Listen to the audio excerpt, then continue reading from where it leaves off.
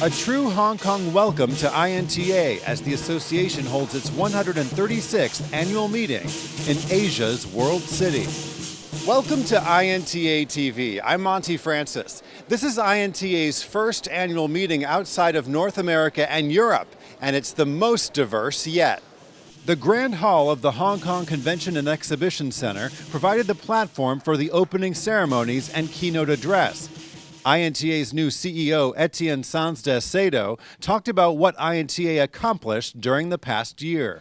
We organized events in China, in India, in Indonesia, Japan, Myanmar, Philippines, Singapore, South Korea. Trademark professionals also heard from INTA President Milan Stark, who shared INTA's four-year strategic plan and how trademarks affect consumers. I believe it is time that we recapture the public imagination about trademarks. And I'm not talking about just reminding them that trademarks are good and that trademarks are valuable. I'm talking about getting them to invest with us on the value that trademarks have to them personally and economically. Hong Kong's Financial Secretary, Mr. John C. Tsang, delivered the keynote address. He focused on how Hong Kong has promoted IP issues in Asia. Here on the exhibition floor, attendees are connecting with representatives of more than 100 organizations. Here's a look at just some of what's happening here.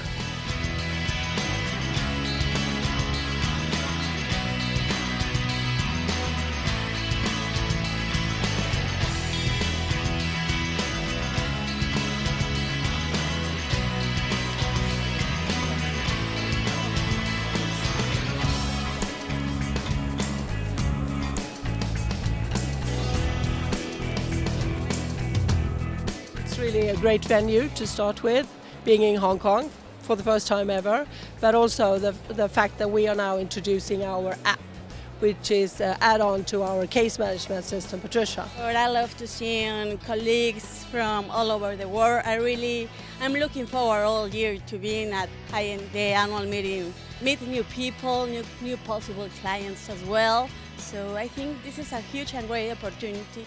And backed by popular demand this year in Hong Kong is speed networking. Right here next to the INTA booth, attendees are making new connections with other IP professionals from across the globe.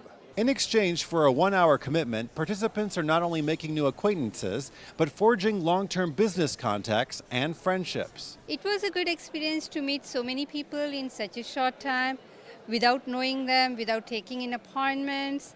That was a plus. A hallmark of the annual meeting is the educational programming. Nowhere else do you have access to the world's leading trademark and IP experts and the opportunity to get immediate answers to your real-world challenges.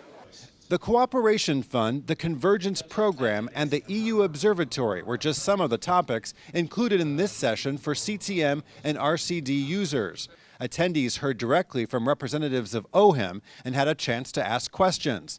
OHIM President António Campinos shared information on some new initiatives his office has been working on during the past year. Following the US study on the contribution of IP-intensive industry to GDP growth and trade, we got our study published, and the figures are really impressive. IP-intensive industry accounts in Europe for 40%, almost 40% of GDP, 90% of trade, and 35% of direct and indirect employment. And the second study on the IP perception, what do citizens think they know about IP and what they do really know about IP, for us now to start designing all the awareness campaigns and trying to make a difference there too.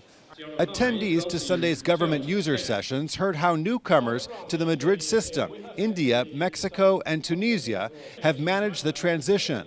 INTA TV spoke to representatives from all three of those countries, which joined the Madrid system last year. Very easy to use, one application, one language, one fee. And for our exporter, they started to use it, donc in first, to extend them to the international registration via this system. And we wanted to dispense with paper and conventional mode of filing applications like that. This was very big issue, and of course I would be very glad to say that to much extent we have achieved that, and now we are receiving applications from the applicant online. The transition has been hard because the normal workload has increased. We have applied new technologies and we have been capacity building our personnel.